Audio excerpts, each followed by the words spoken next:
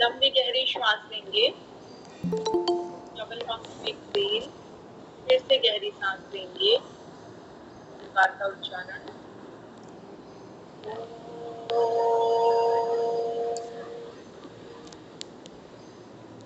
सहना भवतु सहनौ भुनक्तु सह वीर्यं करवावहै तेजस्विनावधीतमस्तु मा विद्विषावहै। ओम स्वस्ति स्वस्ति स्वस्ति। दोनों हथेलियों का घर्षण करेंगे। मुखमंडल पर लगाते हुए ये भाव करेंगे कि जो उपनिषद आज हम पढ़ने जा रहे हैं उसे हम समझ सके, आत्मसात कर सके। धीरे धीरे मुस्कुराते हुए नेत्र खोलेंगे और सत्र का प्रारंभ एक रिवीजन के साथ करेंगे। कठोपनिषद कल हमने संपन्न किया था, उसे पढ़ा था। कहीं पर भी नोट्स बनाते समय जो भी समस्या आई वो आज हम डिस्कस कर सकते हैं।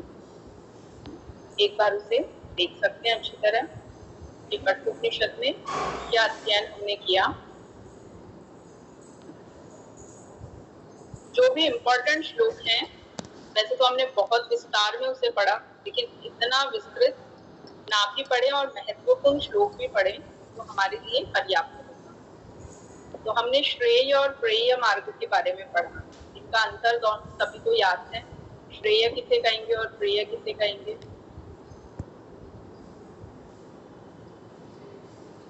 जिन्हें नहीं पता वो हैंड रेज करें। श्रेय और प्रेय जिन्हें नहीं पता कि ये शब्द नया आया, हमें बिल्कुल नहीं पता है, वो हैंड रेज करें।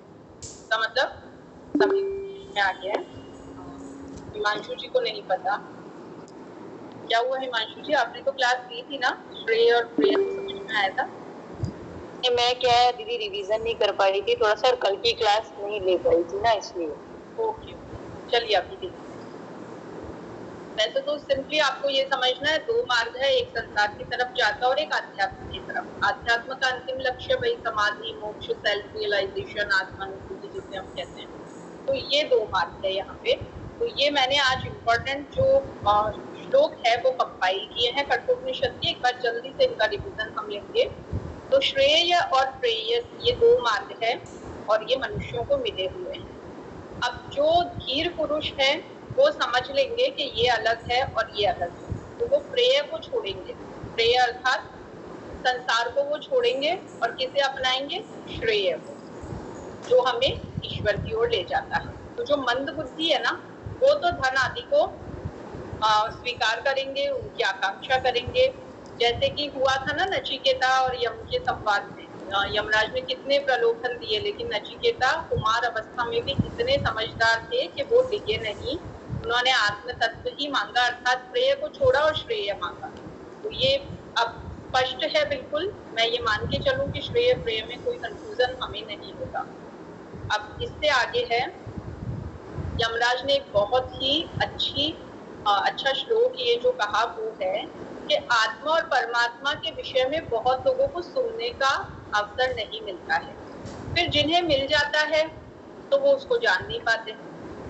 तो आत्मा और परमात्मा का वर्णन करने वाला भी दुर्लभ है, आसानी से कोई नहीं मिलेगा। और जो इसे सुने, जान ले, ग्रहण कर ले, वो भी दुर्लभ है, आश्चर्य रूप है। ऐसे लोग सुलभ नहीं है। बहुत साधारण सी सिंपल सी बात है, लेकिन ये अपने एग्जाम की दृष्टि से थोड़ी सी इम्पोर्टेंट और संवाद में भी इम्पोर्टेंट है। और ये तो बिल्कुल आसान है, सभी को पता है। श्रीमद् भगवत गीता में भी हम पढ़ते ही है ना कि जीवात्मा को रथ का स्वामी, शरीर रथ, ये सारी उपमाएं टू द पॉइंट याद होनी चाहिए। आज मैम ने की नोट्स भी बोला था सबको बनाने की, तो की नोट्स में यही काम करना है हमें कि शरीर क्या है, फिर इंद्रियां क्या है, आत्मा, वो सारा एक आप चार्ट बना लेंगे ना, एक सिंपली बीच में लाइन करेंगे, इधर क्या उपमा दी गई है और इधर क्या, वो नोट्स में भी दी हुई है। तो एक बार देख के बना ले, एक बार बिना देखे बना ले, तब तक बहुत अच्छी तरह से याद हो जाएगा कि विषय क्या है, मन क्या है, मार्ग कौन सा है, घोड़े क्या है उसमें, आत्मा, रथी। तो ये श्लोक आप इम्पोर्टेंट मान के चलिए, इसे आप अवश्य लिखें। और ये तो बिल्कुल इम्पोर्टेंट है, सभी जानते हैं, ये सबके लिए नया नहीं है। उत्तिष्ठ जागृत प्राप्य वरान निरोधत क्षुरस्य धारा निशिता दुरत्यय दुर्गम रथस्व कवयो वदन्ति। तो छुरे की धार के समान तेज है ये आध्यात्म का मार्ग, लेकिन उठो, जागो और तब तक मत रुको जब तक आपको लक्ष्य नहीं मिल जाता। आत्मा किस रूप में रहती है हमारे भीतर? अंगुष्ठ रूप में, बस इतना सा आकार है, ये यहाँ हृदय में रहती है। ये भी एक बहुत ही इम्पोर्टेंट श्लोक है। अब तृतीय वल्ली पे आए तो जो पीपल का वृक्ष उल्टा बता रखा है ना, कि वैसे पीपल का वृक्ष क्या होता है, जड़ें नीचे होती है और शाखाएं ऊपर होती है। अब जब इसको उल्टा कर दे बस वही है। तो इसको आप थोड़ा सा ध्यान से समझ लें, थोड़ा गूढ़ अर्थ है लेकिन ध्यान से पढ़ेंगे तो आ जाएगा। और कल एक ये जो श्लोक आया था, इंद्रियों की स्थिर धारणा का नाम योग है, ये हमने लेवल 1 से डेफिनेशन पढ़ी है। योग की परिभाषा जब भी पूछते हैं सभी को याद है, लेकिन उसको ये संस्कृत में यहाँ पे आप देख सकते हैं और ये कठोपनिषद से ली गई है, तो ये इसकी पुष्टि हो गई है। इसे भी आप इम्पोर्टेंट मान के लिख लें अपने नोट्स में तो अच्छा रहेगा। ठीक है, ये हमने एक तरह से रिवीजन ले लिया प्रॉपर्ली कठोपनिषद का। तो कठोपनिषद में 2 अध्याय 3-3 वल्लियों में विभाजित है, तो इस तरह से हम इसे याद रखें। कठोपनिषद के बाद आज हम प्रश्नोपनिषद प्रारंभ करने वाले हैं। तो प्रश्नोपनिषद में हम लेने वाले हैं पहले इसका एक जनरल इसकी पढ़ाई, फिर हम संस्कृत के जो ओरिजिनल टेक्स्ट हैं, सूत्र हैं, वो सब लेंगे इसके। सबसे पहले परिचय में आ जाइए, है क्या प्रश्नोपनिषद? नाम से ही पता लग रहा है ना, प्रश्न, वो उपनिषद जिसमें प्रश्न और उत्तर किए गए हैं। कितने हैं, कौन कर रहा है, किससे कर रहा है, अब ये सब ध्यान से देख लेंगे। ऋषि पिप्पलाद है और उनके शिष्य हैं। अथर्ववेद के पिप्पलाद शाखा के ब्राह्मण भाग के अंतर्गत आने वाला यह उपनिषद अत्यंत महत्वपूर्ण है। ये पूछा जाता है, मैच मेकिंग में आता है, नेट जीआरएफ में, कौन से वेद से है। तो वेद तो सबके हमें अच्छे से लर्न करने ही है। अथर्ववेद से है, पिप्पलाद शाखा का है, भाग इसका ब्राह्मण है, क्योंकि हम 4 भाग पढ़ के आए हैं ना, संगीता, आरण्यक, ब्राह्मण नहीं, आरण्यक तीसरे नंबर पे, संगीता, ब्राह्मण, आरण्यक और उपनिषद, उसमें ये ब्राह्मण भाग के अंतर्गत है। तो जिज्ञासु, जिज्ञासु मतलब जिन्हें जानने की कोई जिज्ञासा है, जो कुछ जानना चाहते हैं। तो उन्होंने महर्षि पिप्पलाद से 6 प्रश्न पूछे। अब वो पहले तो 6 प्रश्न है, फिर उनके उत्तर भी बता रहे हैं। पहले तो ये क्रम है, चाहो तो इसका स्क्रीनशॉट ले लो आप, क्योंकि आप इसीलिए इसको अपने मोबाइल में रखें या पीसी में रखें, और फिर जब लिखने बैठे तो ये प्रॉपर आपके पास लिखा हुआ रहे। और सीक्वेंस की एग्जाम में आ सकती है, सपोज ऐसे आ गई, इनको मैच मेकिंग के लिए दिया और अलग अलग कर दिया, तो अब आप इनको कैसे मैनेज करेंगे। पहला प्रश्न कत्य पुत्र कबंधी ने पूछा है। दूसरा प्रश्न भृगु के पुत्र वैदर्भी ने किया है। तीसरा प्रश्न अश्विन के पुत्र कौशल्य द्वारा किया गया है। चतुर्थ प्रश्न सौर्य पुत्र गार्ग्य का प्रश्न है ये। पंचम प्रश्न किया है शिवी के पुत्र सत्यकाम ने, और षष्ठ प्रश्न किया है भरद्वाज के पुत्र सुकेशन। अब इन्हीं को हम विस्तार से पढ़ेंगे। क्या तो ये प्रश्न थे, क्या उनके उत्तर मिले। उत्तरकर्ता एक ही है, पिप्पलाद, महर्षि पिप्पलाद। प्रश्नकर्ता अलग अलग है। अब सबसे पहला प्रश्न है, प्रश्नोपनिषद, इसका नाम पढ़ने का ये कारण भी देख लीजिए। इस उपनिषद में प्रश्न पूछने और उत्तर देने की शैली है, इसी कारण इसका नाम प्रश्नोपनिषद पड़ा। अब कत्य पुत्र कबंधी क्या प्रश्न पूछ रहे हैं? उन्होंने पूछा पिप्पलाद मुनि से, महर्षि पिप्पलाद से, हे भगवान, यह प्रजा किससे उत्पन्न होती है? मतलब जीवात्मा आए कहाँ से, हम लोग जो सब मनुष्य हैं, हम कहाँ से आए हैं? तो पिप्पलाद ऋषि ने क्या उत्तर दिया? रई और प्राण से। अब इसी के साथ एक बात आती है कि रई और प्राण है क्या, क्या होते हैं रई और प्राण, कौन है? ये प्रश्न सबके मन में एक स्वाभाविक जिज्ञासा है, आई होगी, तो पहले हम उसे पढ़ लेते हैं, थोड़ा सा हम नोट करते हैं। ये देखिए, इधर रई लिखा है और इधर प्राण लिखा है। अब देखिए, जो भोग्य है वो रई है, जो भोगता है वो प्राण है। चंद्रमा और आदित्य, सूर्य के लिए आदित्य शब्द आता है। दई रात है और प्राण दिन है। कृष्ण पक्ष दई है, आप जानते हैं 2 पक्ष होते हैं ना, कृष्ण पक्ष और शुक्ल पक्ष। चंद्रमा की 16 कलाएं हैं, घटते बढ़ते रहते हैं वो इस तरह। 2 आयन होते हैं, दक्षिणायन और उत्तरायण। पितृयान और देवयान 2 यान हैं। 2 मार्ग है, प्रवृत्ति मार्ग और निवृत्ति मार्ग। प्रवृत्त होना मतलब आसक्त होना, इन्वॉल्व होना। निवृत्ति मतलब वहां से हट जाना, वहां से विरति हो जाना।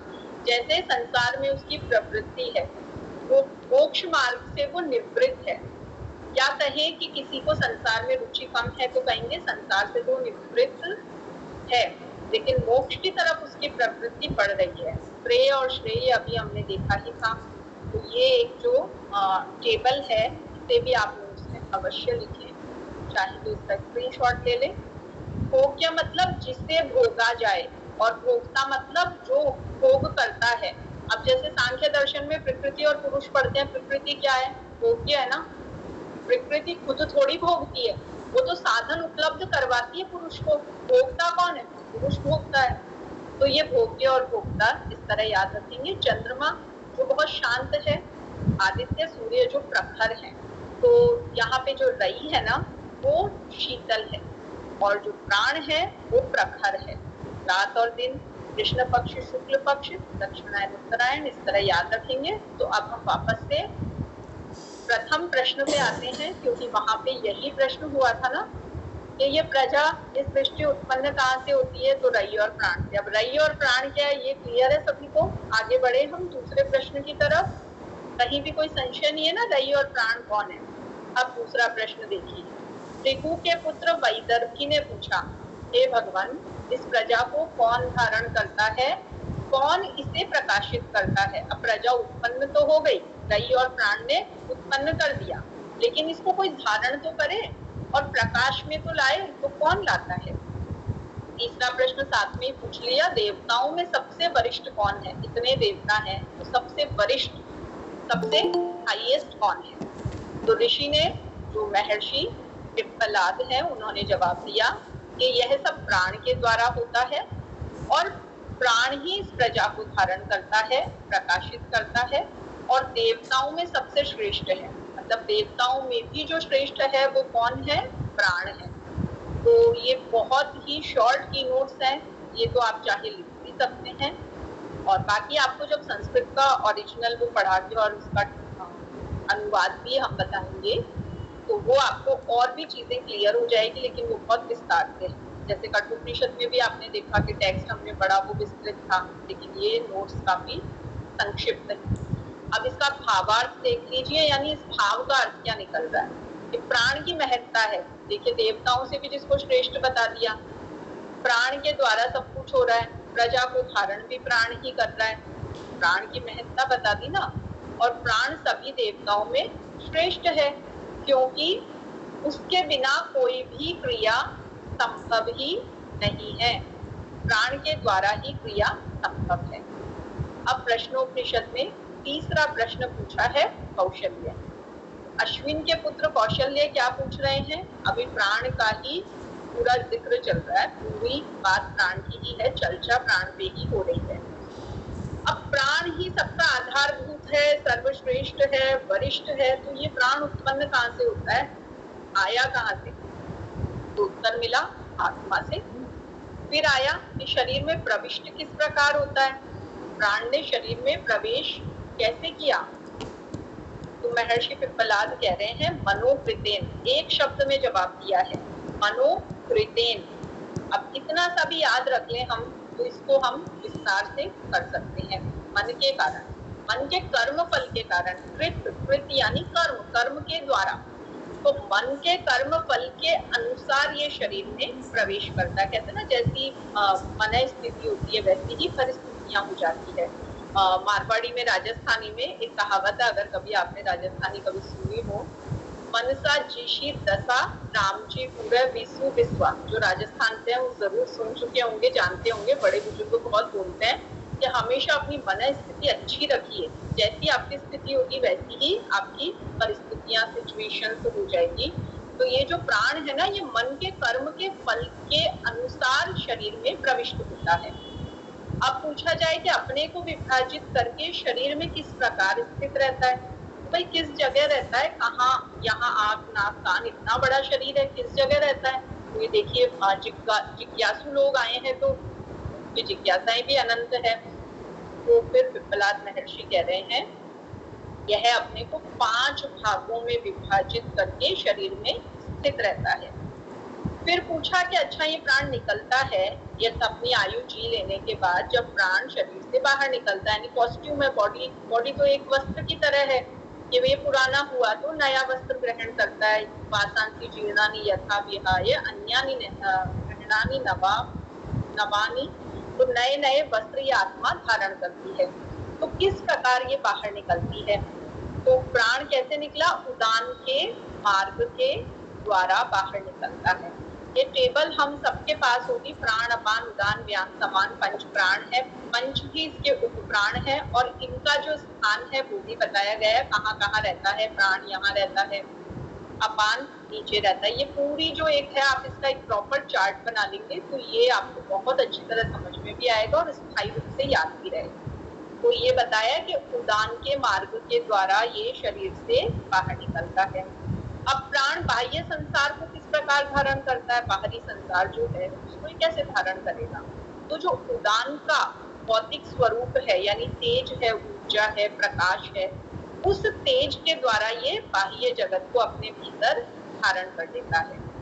अब पूछा जाए कि आत्मा को इस शरीर में किस प्रकार धारण करता है, तो प्राण तेज और चित्त इन 2 की मदद लेता है। चित्त क्या है, स्मृतियों का भंडार भी है, जहाँ सारी अच्छी बुरी भली स्मृतियां रहती है वो, और तेज जो प्राण में ही है, उस प्रकार ये आत्मा को इस शरीर में धारण करता है। अब इसका भावार्थ देखिए, आत्मा क्या है, प्राण क्या है, प्राण का मूल आत्मा है और उसका शरीर में प्रवेश व निवास मन के संस्कारों के आधार पर होता है। यानी मन स्थिति अच्छी है, बहुत श्रेष्ठ सोच है, तो वैसे ही उसके प्राणों का स्तर होगा।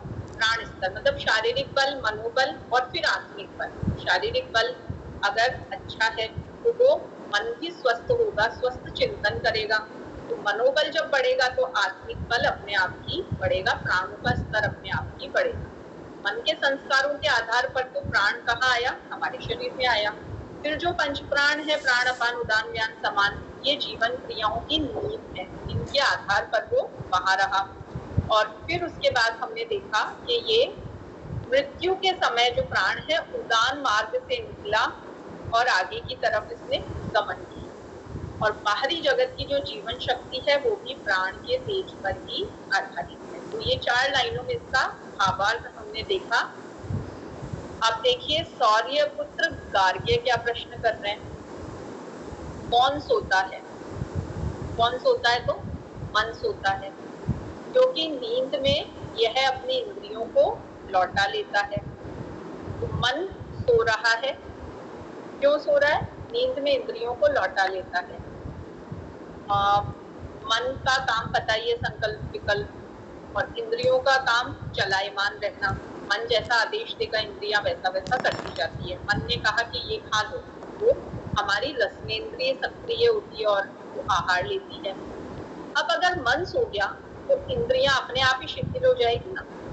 फिर पूछा कि कौन जागता है, प्राण जागता रहता है और शरीर की आवश्यक क्रियाएं संचालित करता है। तो सोता तो कौन है, मन, जहाँ संकल्प विकल्प है, और प्राण जो हमारे शरीर का आधार है वो हर समय चैतन्य रहता है। यानी मन सोएगा, इंद्रियां सोएगी, हमारा कॉन्शियस सबकॉन्शियस माइंड वो सब, लेकिन प्राण जो है ये हमेशा जागता रहेगा। जो भी आवश्यक क्रियाएं हैं वो इससे संचालित होती रहेगी। अब स्वप्न देखने की बात आई कि सपने कौन देखता है, फिर हम जो स्वप्न का अनुभव करते हैं वो कहाँ से आता है, जब मन सो गया, इंद्रियां सो गई, तो स्वप्न कहाँ से आया, तो स्वप्न मन देखता है, क्योंकि हमारी जो जागृत अवस्था है उसके जो संस्कार है वो नींद में पुनः प्रकट होते हैं। मुझे कोई थॉट आई, वो पूरी नहीं हुई, वो मेरे सबकॉन्शियस माइंड में चली गई, तो नींद में मन जागा और मन ने उस दबे हुए संस्कार को निकाला और वो मुझे स्वप्न के रूप में दिखाई देने लगा, वो मुझे प्रकट होने लगा उसमें। तो इसे जो भी ये मॉडर्न आजकल हमारे थिंकर्स हैं, फिलोसफर्स हैं, ये भी जो माइंड की वो जो कॉन्शियस, अनकॉन्शियस, सबकॉन्शियस माइंड में डिवाइड करके उसको मानते हैं ना, तो वहां पे भी स्वप्न के बारे में यही विचार है, इसी तरह से उनका भी चिंतन चलता है। तो हम कहेंगे कि उपनिषद ही आधार है सारे ज्ञान का। तो देख लीजिए, उपनिषदों से ही तो ये ज्ञान निकला है सारा। किसे सुख होता है? तो सुख का अनुभव कौन करता है?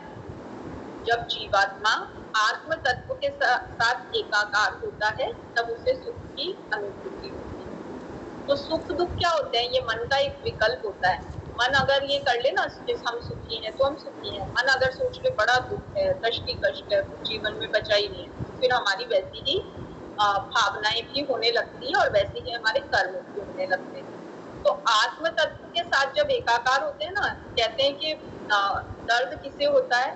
दर्द शरीर को होता है, आत्मा को नहीं होता है। तो हम वहां डिटैच हो जाते हैं, बिल्कुल डिटैच हो जाते हैं। ऐसे ऐसे इतिहास में आपको एग्जाम्पल्स मिलेंगे कि सर्जरी चल रही है और उन्होंने एनेस्थीसिया लेने से मना कर दिया और हर समय ये भावना कर रहे हैं कि ये जो ऑपरेट किया जा रहा है, मेरे पाँव को किया जा रहा है, मेरी आत्मा तक इसका कोई प्रभाव नहीं है। तो यू कैन इमेजिन कि एनेस्थीसिया के बगैर कोई सर्जरी करवा लो। इतिहास में ऐसे ऐसे व्यक्ति हुए हैं।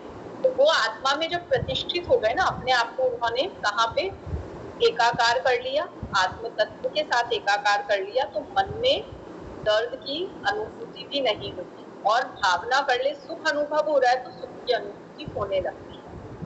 अब ये सब किसमें प्रतिष्ठित है? अब ये जितनी भी सारी बातें हैं कि स्वप्न कौन देख रहा है, सुख की अनुभूति कौन कर रहा है, विचार कौन कर रहा है, तो ये सब आत्मा में प्रतिष्ठित है और आत्मा ही इन सब का मूल आधार है।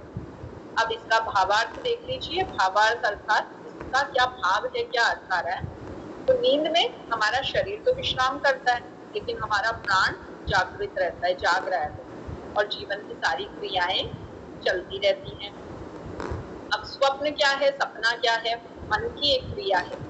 जो स्मृति हमारी, जो पुरानी जितनी भी स्मृतियां हैं, किसी को बहुत ज्यादा सपने आते हैं तो उसने अपना जो स्मृतियों का भंडार गृह है उसको इतना भर रखा है, वहां पे क्लीनिंग नहीं की है, तो पुरानी पुरानी बातें, गोल्डन टाइम्स की, जिन्हें बहुत साल बीत चुके हैं लेकिन वो अभी भी मेमोरी में है, तो वो सपने के रूप में दिखाई दे रहे हैं या कोई कल्पना करते हैं, तो उस आधार पे वो सब स्वप्न उत्पन्न होते हैं। अब पूछा जाए कि परम सुख किसमें है, तो अपने आप को जानते। बाहरी सुख सब क्षणिक है, नष्ट हो जाएंगे। अगर हमने सेल्फ रियलाइजेशन कर लिया, आत्मा से साक्षात्कार कर लिया, वो परमानेंट है। अब अवस्थाएं क्या क्या है? जागृत, स्वप्न, सुषुप्ति, ये आपको पता ही है कि आत्मा में प्रतिष्ठित। अब अगला प्रश्न पूछा है शिवीपुत्र सत्यकाम में। तो सत्यकाम के बारे में भी एक ये कथा है कि ये जब अपने सदगुरु के पास पहुंचे और इनका सवाल था कि क्या आप मुझे शिष्य बनाएंगे, मेरा शिष्यत्व ग्रहण करेंगे। तो उन्होंने पूछा तुम किस गोत्र से हो? तो कहा मुझे मेरा गोत्र नहीं पता, क्योंकि मेरी माँ ने कहा उन्हें मेरे पिता के बारे में ज्ञात नहीं है, लेकिन उनका नाम जाबाला है, इसलिए मेरा नाम जाबाल सत्यकाम है। माँ के नाम पे मेरा नाम जाबाल सत्यकाम। तो सदगुरु ने कहा इसका अर्थ है कि तुम ब्राह्मण पुत्र हो, जो सच बोले वो ब्राह्मण।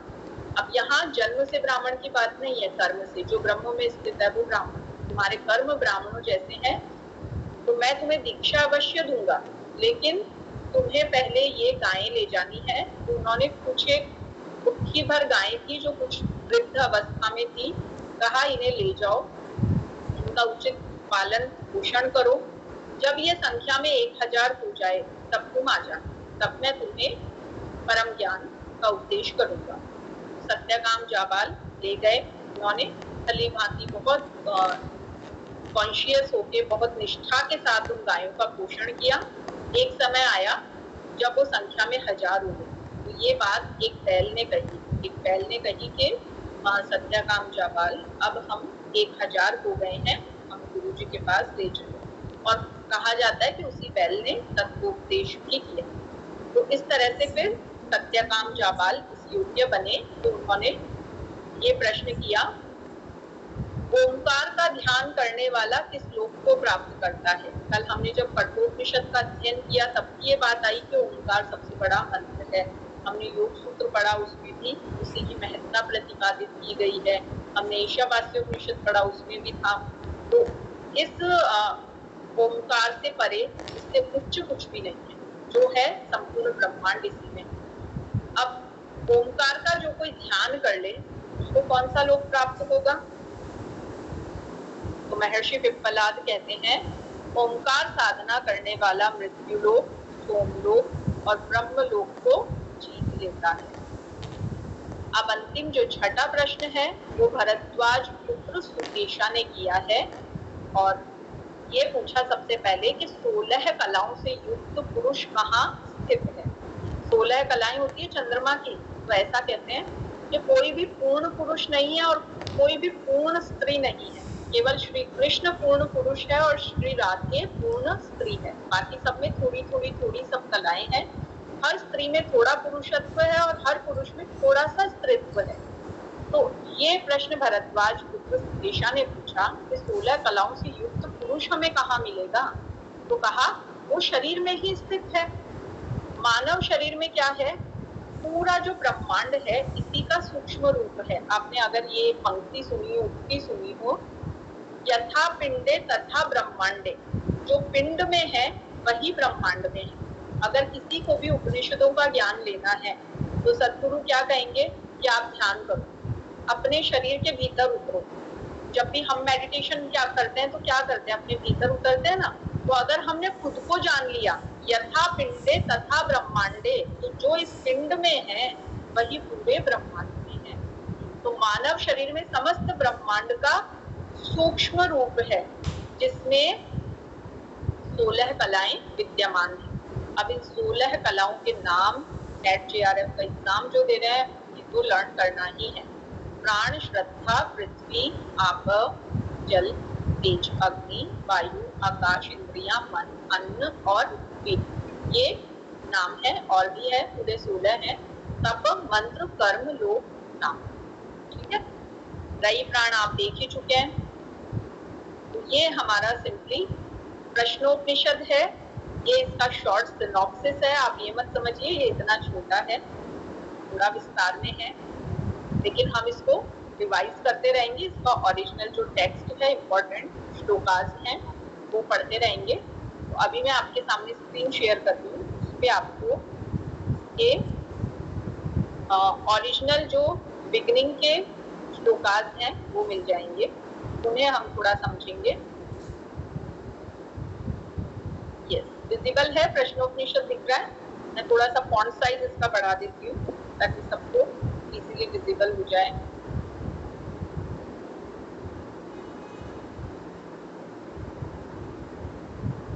ये हमने कठोपनिषद देखा था, अभी प्रश्नोपनिषद देखिए।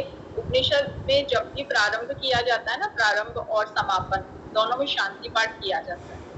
इसका शांति पाठ ये है, आपको इस तरह से शांति पाठ ही याद रखना है। ईशावास्योपनिषद का ओम पूर्णमदं पूर्णमिदं पूर्णात् पूर्णमुदच्यते पूर्णस्य पूर्णमादाय पूर्णमेवावशिष्यते। इस तरह से इनको थोड़ा सा आप लय में गाएंगे तो ये याद भी हो जाएंगे और गाने में बहुत ही अच्छे लगते हैं।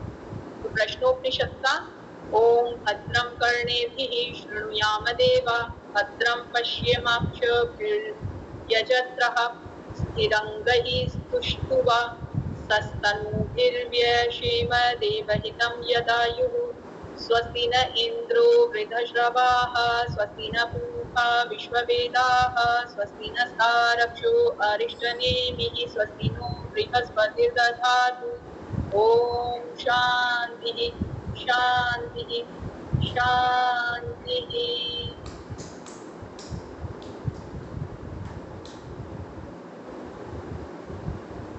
चलिए अब आगे देखेंगे प्रथम प्रश्न। अभी तक हम हिंदी में सिनॉप्सिस इजी सा पढ़ रहे थे, अब थोड़ा सा इसको संस्कृत में देखेंगे। तो यहाँ पे प्रथम प्रश्न, ओम सुकेशा च भारद्वाजः शैवश्च सत्यकामः सौर्यायणी च गार्ग्यः कौसल्यश्चाश्वालायनो भार्गवो वैदर्भिः कबन्धिः कात्यायन हस्ते हैतेयी। अब इसको छोड़िए, एक बार इसी को देखते हैं पहले। ये सब क्या है, ये नाम आए हैं, याद आ गया? अभी अभी आपने ओरिजिनल इसमें सिनॉप्सिस में पढ़े थे, वो पूरी जो लिस्ट थी ना सारे नामों की, बस वही है ये। तो इसका प्रारंभ ही स्वस्ति वाचन के बाद यहाँ से हुआ है कि सुकेशा, भारद्वाज, शैव्य, सत्यकाम, सौर्यायणी और कौशल्य के जो अश्वलायन है, ये इनके गोत्र सहित इनके नाम दिए गए हैं। तो इन्होंने, सुकेश ने भारद्वाज, शैव्य के सत्यकाम, सौर्यायनी गार्ग्य, कौशल्य अश्वलायन, भार्गव के वैदर्भी और कबंधी कात्यायन, ये सारे के सारे महापुरुष ब्रह्म के जानने वाले, ब्रह्म में स्थित रहने वाले और परम ब्रह्म की खोज में लगे हुए। अब उन्होंने ये सोचा, सबने सोचा कि यह ज्ञान पिप्पलाद ऋषि ही हमें बताएंगे, इसलिए वे सभी अपने हाथों में समिधाएं मतलब यज्ञ की लकड़ियां लेकर गुरु पिप्पलाद के पास विनम्र भाव से पहुंचे। ये समित पाणयो, पाण यानी हाथ, हाथ में समिधा लेकर, और भगवंतम, भगवान सदृश उन्हें माना पिप्पलाद मुनि को, और उनसे ये प्रार्थना की। इन सब ने, ये 6 व्यक्ति हैं, 6 प्रश्न इन्होंने अलग अलग अपने अपने पूछे। तो ये देखिए, हम जब गुरुजनों के पास जाते हैं ना, कहा जाता है कि खाली हाथ नहीं जाना चाहिए। मंदिर में जाते हैं तो भी खाली हाथ नहीं जाते, एक फल ही चढ़ा दो, एक पुष्प तोड़ो कहीं से, वो भी चढ़ा दो, कुछ ना हो तो अपने भाव, अपनी श्रद्धा वही चढ़ा दो। तो रिक्त पानी नहीं जाना चाहिए, ये लेकर ही जाना चाहिए। तो पूर्व में उस समय समिधाएं, जो यज्ञ की लकड़ियां हैं, हम जैसे नारियल को मानते हैं ना, कितना विशिष्ट मानते हैं कि नारियल को हम विशेष भाव से लेके जाते हैं जब भी हम किसी गुरु से, सदगुरु से, देवता के मंदिर जाते हैं, तो ये सब अपने हाथ में। तो ये लोग यज्ञ की लकड़ियां, समिधाएं लेके गए और प्रणाम किया, और गुरु पिप्पलाद से विनम्र भाव से इन्होंने पूछा, अधः कबंधी कात्यायन उपेत्य पप्रच्छ भगवान कुतेह वा इमः प्रजः प्रजायन्त इति। तो कबंधी कात्यायन ने आगे बढ़ के पूछा, हे भगवान, ये सारी प्रजाएं कहाँ से उत्पन्न होती है? तो पहला प्रश्न यही है कि जीवन और सृष्टि की उत्पत्ति कहाँ से होती है? तो प्रश्नोपनिषद का अगर प्रारंभ कोई कहे, पूछे कि आपने प्रश्नोपनिषद पढ़ा तो क्या पढ़ा, तो सबसे पहले कहेंगे हमने स्वस्ति वाचन किया। फिर उसके बाद हमने उन 6 जिज्ञासुओं के नाम पढ़े। 6 जिज्ञासु किसके पास गए? महर्षि पिप्पलाद के पास गए। क्या लेकर गए? समिधाएं लेकर गए, उपहार स्वरूप। फिर पहला प्रश्न किसने पूछा और क्या पूछा? फिर आपको ये बताना कि जीवन और सृष्टि की उत्पत्ति कहाँ से होती है। ये ज्ञान प्रसंग का प्रारंभ है। तो सृष्टि की उत्पत्ति, ये पहला प्रश्न यही है। हम अपनी क्लास स्टार्ट करते हैं तो पहले दिन तो सिलेबस ही पढ़ते हैं ना, पता तो चले कितना डिजाइन हुआ है, क्या हुआ है, किस संदर्भ में हुआ है। तो वैसे यहाँ पे ये सृष्टि की उत्पत्ति के विषय में पहला प्रश्न हुआ। तस्मै स होवाच। अब इस पर उनका क्या जवाब आया, देखिए। प्रजा कामो वै प्रजापति स तपो तप्यत स तपस्तप्त्वा स मिथुनमुत्पादयते दयिं च प्राणं चेति एतौ मे बहुधा प्रजः करिष्यत इति। तो ऋषि पिप्पलाद ने कबंधी कात्यायन से कहा, प्रजाओं की उत्पत्ति की इच्छा करके प्रजापति ने तप किया। तप करने के बाद उसने एक युगल उत्पन्न किया, एक दई और दूसरा प्राण।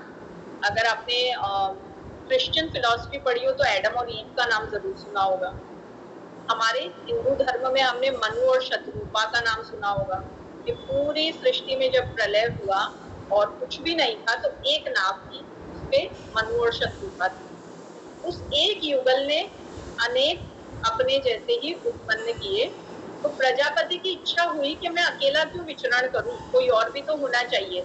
तो अपने दाहिने भाग से पुरुष को उत्पन्न किया और बाएं भाग से स्त्री को। कई बार आपने सुना होगा ना, स्त्री वामांग में बैठती है। जब भी कोई हवन होता है, पूजा होती है, कोई भी संस्कार होता है, तो वामांग में क्यों बैठती है, लेफ्ट साइड ही क्यों बैठती है? क्योंकि प्रजापति ने अपने वामांग से उन्हें उत्पन्न किया। तो प्रजापति को ऐसा लगा कि मैं अकेला कब तक विचरण करूं, सृष्टि कैसे बढ़ेगी आगे।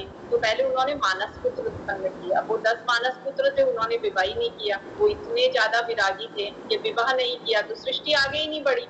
तो इसलिए उन्होंने ऐसा युगल उत्पन्न किया जिनमें परस्पर कुछ लगाव था, कुछ आसक्ति थी। तो इस तरह से उन्होंने प्राण और रई को उत्पन्न किया। और क्या उनका लक्ष्य था प्रजापति का? इन्हीं दोनों से मेरी यह सृष्टि अनेक रूपों में उत्पन्न होगी। और रई और प्राण के बारे में आप डिटेल में वो एक टेबल वहां देख ही चुके हैं, आपने स्क्रीनशॉट ले लिया होगा। बस यही है वो उसका। अब देखिए आगे बात आई, अथ हैनम भार्गवो वैदर्भी प्रपंच भगवन् कत्यदेव देवः प्रजां विधारयन्ते कतर एतत् प्रकाशयन्ते कह पुनरेषां वरिष्ठ इति।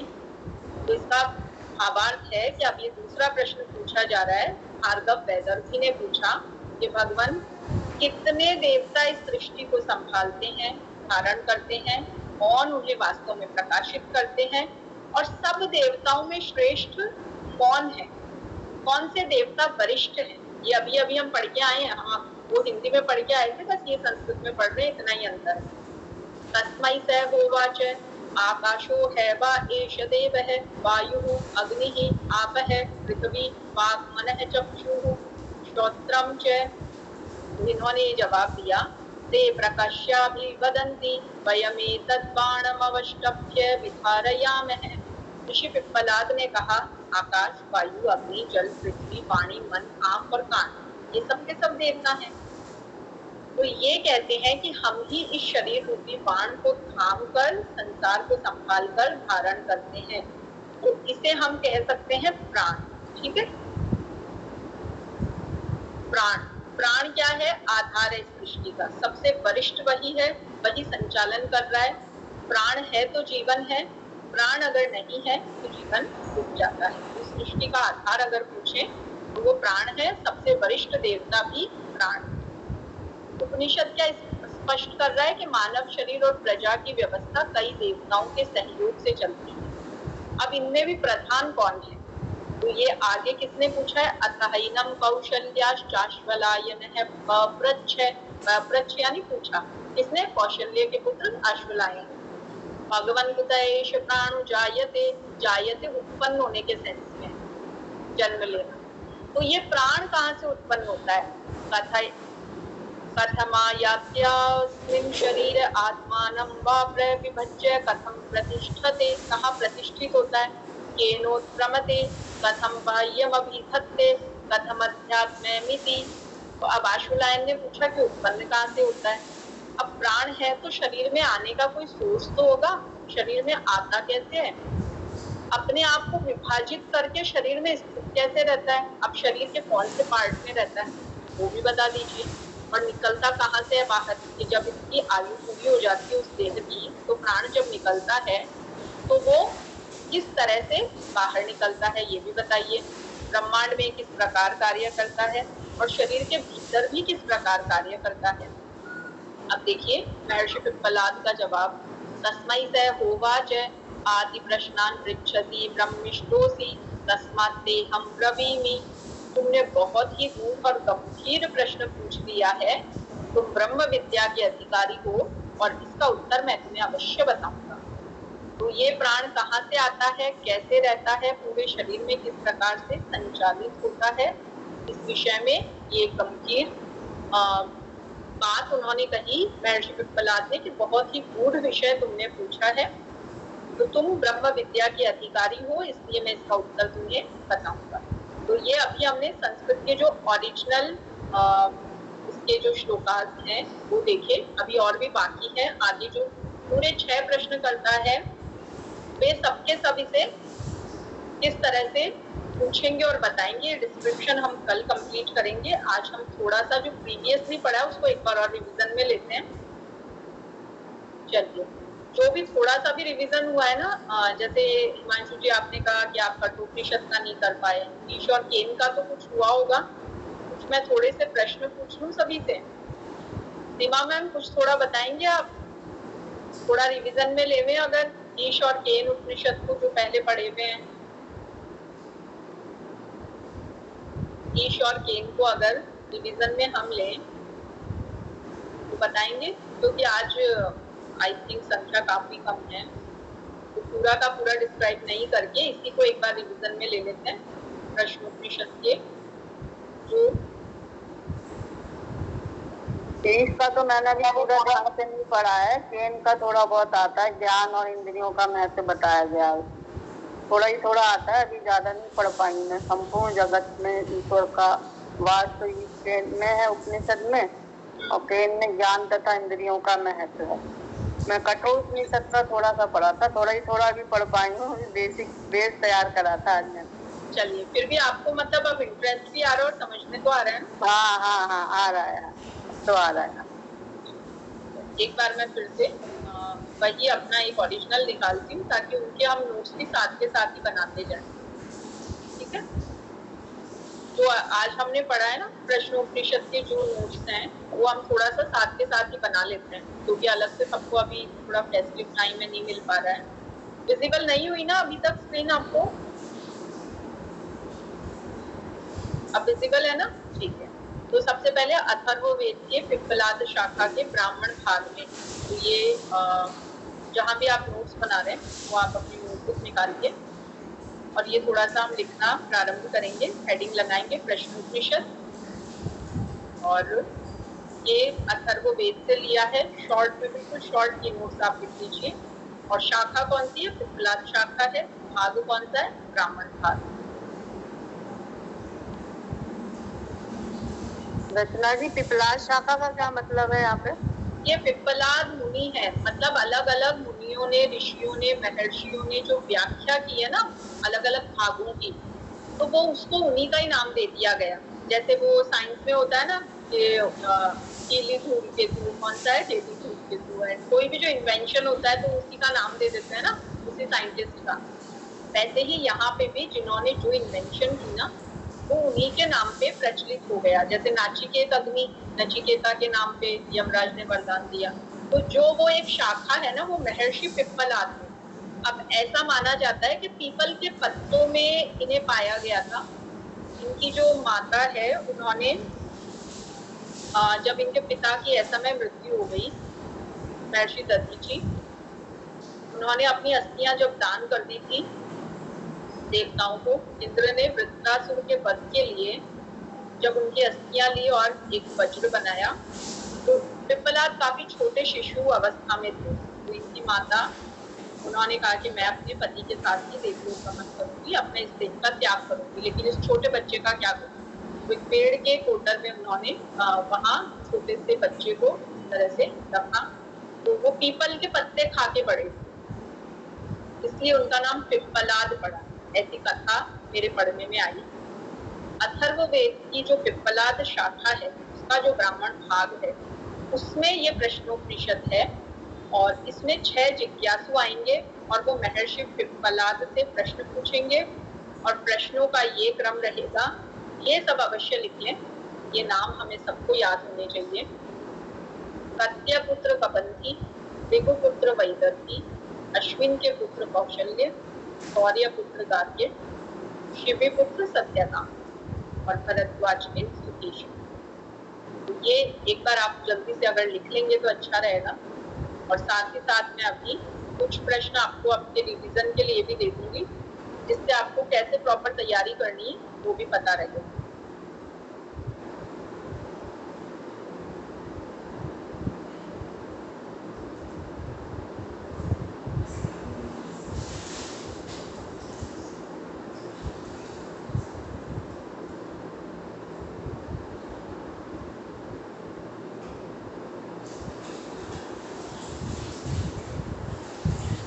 या सैटरडे के दिन ऐसा करें जैसा मैम ने बोला है ना कि टेस्ट के लिए, तो इन्हीं में से हम कुछ प्रश्न निकालें और प्रश्नोत्तर का एक सत्र रखें, जिससे हमारा प्रॉपर रिवीजन हो जाए। आगे से आगे नए उपनिषद पढ़ने से अच्छा है कि पुराने हैं उनके ऊपर एक अच्छी सी कमांड पहले ले ली जाए, ज्यादा उपयोगी रहेगा। जब भी आप लोग लिख लें आप बताएं, मैं स्क्रॉल कर दूंगी तो हम आगे का देख लेंगे। बिल्कुल शॉर्ट में हम प्रश्न भी देख लेंगे और प्राण और रई की जो टेबल है वो भी अभी आप रेडी कर सकते हैं।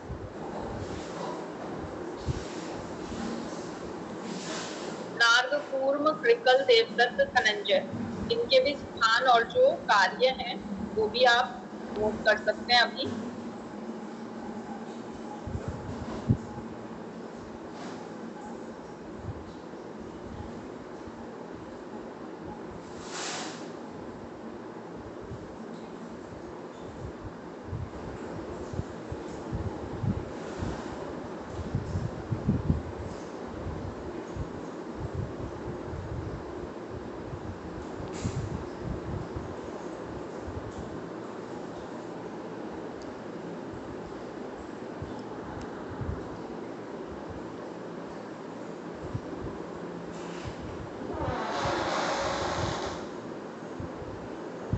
यस, आगे कर ले।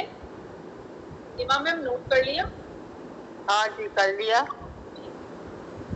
अब ये एक बार पहले इसी के साथ प्राण और रई की जो टेबल है ना वो देख लेते हैं अपना।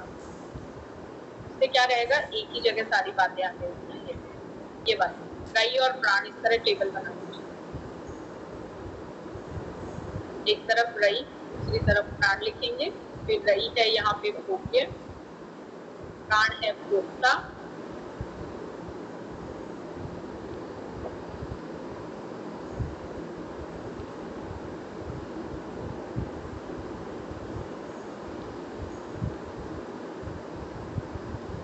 चंद्रमा, आदित्य, रात दिन,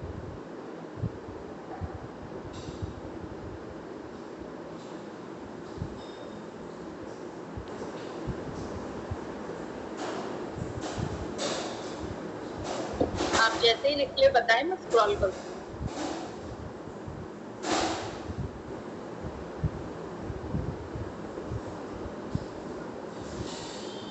हाँ, थोड़ा स्क्रॉल करिए। दक्षिणायन, उत्तरायण, कृष्ण और शुक्ल पक्ष के बाद है दक्षिणायन, उत्तरायण, फिर पितृयान, देवयान।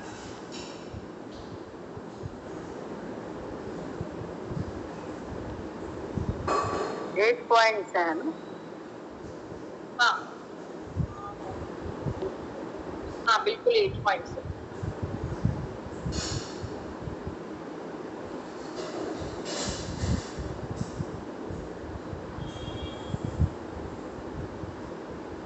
यस, स्क्रॉल कर सकते हैं। अभी प्रश्न ही लेंगे। पहला प्रश्न किसने किससे पूछा और क्या जवाब मिला? सबसे पहला प्रश्न है कत्या पुत्र कबंती ने पूछा, हे भगवान, यह प्रजा किससे उत्पन्न होती है? आप अपने बिल्कुल शॉर्ट तरीके से की नोट्स की तरह लिख लेंगे। सृष्टि, प्रजा किससे उत्पन्न होती है? ऋषि, पिप्पलाद का उत्तर आया रई और प्राण। आप केवल एक साइड ऋषि पिप्पलाद लिखिए और रई प्राण लिखिए। अब रई प्राण क्या है ये आपको इस टेबल से अच्छी तरह से समझ में आ जाएगा।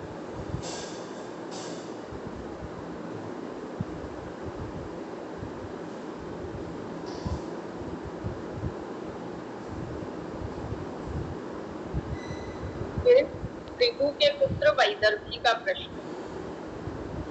भृगु जी का नाम तो सुना होगा ना सबने, एक कथा चलती है ना, इन्होंने भगवान विष्णु के विष्णु को भी अपने पाद प्रहार से चोटिल किया था। भगवान विष्णु इतने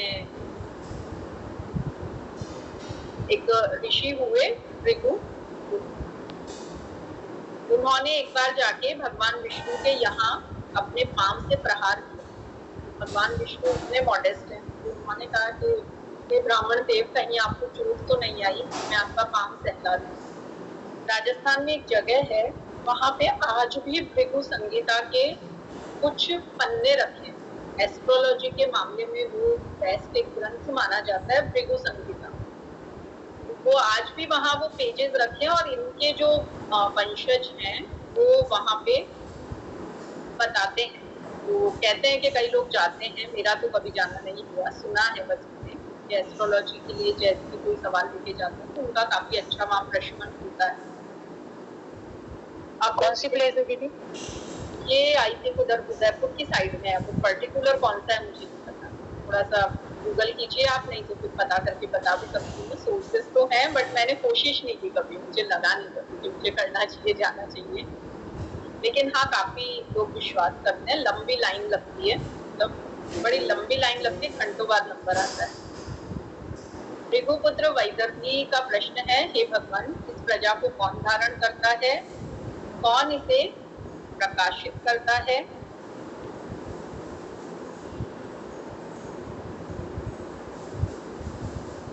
और देवताओं में वरिष्ठ कौन है। एक साथ ये 3 प्रश्न पूछ लिए हैं, प्रजा को कौन धारण करता है, कौन प्रकाशित करता है, और देवताओं में वरिष्ठ कौन है। तो आप इसका अगर की नोट में केवल प्राण लिख लेना तो भी वो पर्याप्त है, कि प्राण के द्वारा सब कुछ होता है, प्राण ही प्रजा को धारण करता है, प्रकाशित करता और देवताओं में श्रेष्ठ है। तो केवल एक शब्द में भी आप की नोट बनाए तो प्राण लिखें, ठीक है। भावार्थ आप नहीं लिखे, केवल समझने के लिए है। अब तीसरा प्रश्न कौशल्य ने पूछा है, बिल्कुल शॉर्ट फॉर्म में आपको केवल प्रश्न और उत्तर लिखने हैं, भावार्थ केवल समझाने के लिए लिखा गया है। प्राण स्वयं कहाँ से उत्पन्न होता है, तो आप इतना सा की नोट में लिखे, आत्मा। प्राण कहाँ से उत्पन्न होता है, आत्मा।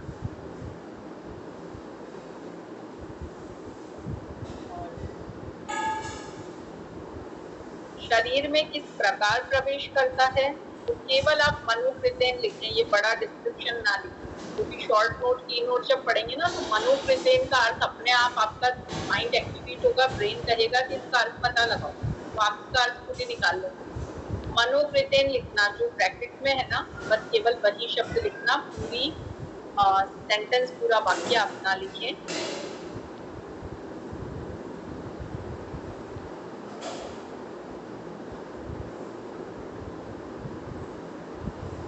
अब शरीर में किस रूप में रहता है, 5 भागों में। किस प्रकार रहेगा, 5 भागों में विभाजित कर, उनका नाम नहीं लिखना है, अपने आप आपको याद आएगा, प्राण अपान उदान व्यान समान, खुद से याद आना चाहिए।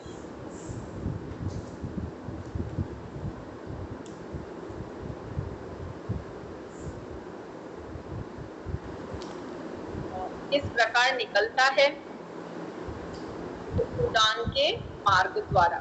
इतना छोटा सा आंसर आप लिखेंगे, उदान के मार्ग द्वारा।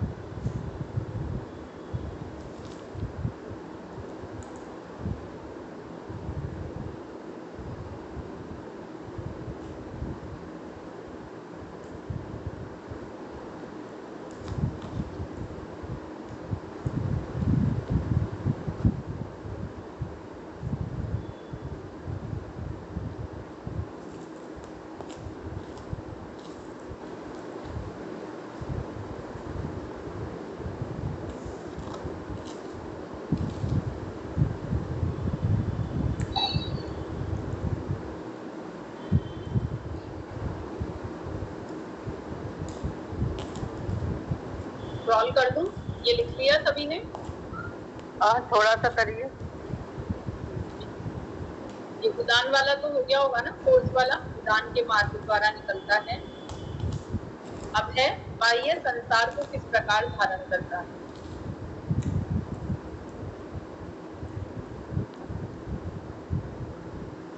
उदान का भौतिक स्वरूप तेज है, और उस तेज के द्वारा ही ये बाह्य जगत को धारण करता है।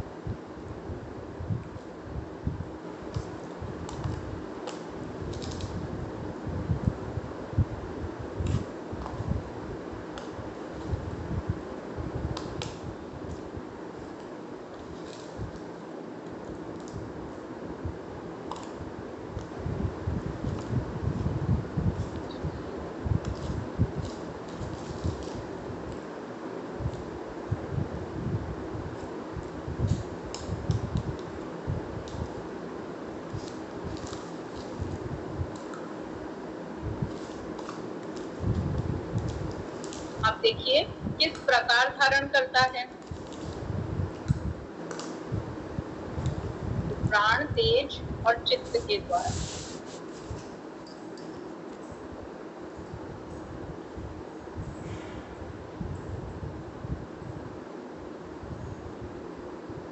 प्राण, तेज और चित्त के द्वारा आत्मा को शरीर में धारण करता है। अब इसमें आपको अपनी वो स्कीम लगा सकते हैं ना, हाउ कैसे निकलता है, हाउ व्हाट व्हेन, वो पूरा एक WH वाली फैमिली है ना, उसके अकॉर्डिंग ये लर्न करने में बहुत इजी रहती है। भावार्थ को ना लिखें।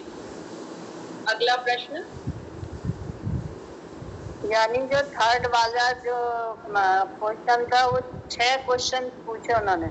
बिल्कुल छोटे छोटे छोटे अलग अलग 6, और वो प्राण से संबंधित है सारे, कि प्राण उत्पन्न कैसे होता है, वो हो गया कि हाउ इट जनरेट्स, उसके एग्जिस्टेंस के बारे में, फिर शरीर में कैसे आया, फिर शरीर में कैसे रहता है, तो 5 तरह से विभाजित करके रहता है, फिर किस प्रकार बाहर कैसे निकलता है, आ तो क्या निकलेगा, निकलेगा तो सही, अल्टीमेटली तो किस मार्ग से निकलेगा, और किस प्रकार बाहरी संसार को धारण करता है, और आत्मा को शरीर में किस प्रकार धारण करता है। तो इसमें 6 प्रश्न निहित है। अब जो ये चौथा सौर्यपुत्र गार्ग्य का प्रश्न है ना, यहाँ पे भी देखिए 5 प्रश्न है ये, तो ये कल हम रिवीजन में लेंगे फिर से, आज समय हो गया है। तो इस तरह से सैटरडे को हम ईश, केन, कट और प्रश्नोपनिषद भी हो ही जाएगा। इन चारों का एक रिवीजन टेस्ट रहेगा। इनमें से आपको वन वर्ड आंसर वाले क्वेश्चंस ओरली पूछे जाएंगे या रिटर्न में, जैसे भी रहेगा। एक टेस्ट होगा, तो आपको इसमें चारों प्रश्नों को प्रॉपर्ली अपने तैयारी में ले लेना है, नोट्स बना लेना है, ठीक है। और कोई भी समस्या हो तो आप कल पूछ सकते हैं। अभी समय हो रहा है, हम शांति पाठ करेंगे।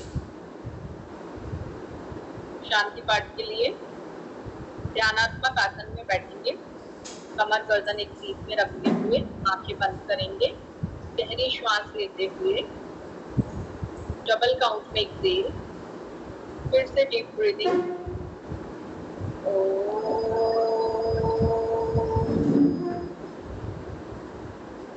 सर्वे भवन्तु सुखिनः, सर्वे सन्तु निरामयाः, सर्वे भद्राणि पश्यन्तु, मा कश्चित् दुःखमाप्नुयात्। शान्तिः शान्तिः शान्तिः। दोनों हथेलियों का घर्षण करेंगे,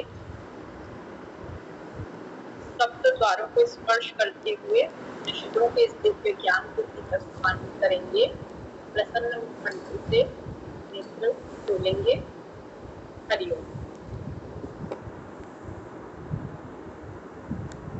प्रणाम सभी को। नमस्ते रचना जी, सभी को प्रणाम। दीदी नमस्ते। प्रणाम प्रणाम समझ में सबको प्रणाम सभी।